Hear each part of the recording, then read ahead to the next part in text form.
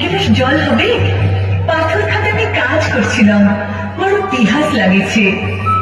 আমার নাম মঙ্গলি গো মঙ্গলি, আমাকে এখানে সবাই চিনে। ওই যে তোমাকে পদ্মা আছে না, ও আমার দাদা লাগে। না না, আমার এখন বসার সময় নাই, তুমি জল দিবে তো দাও।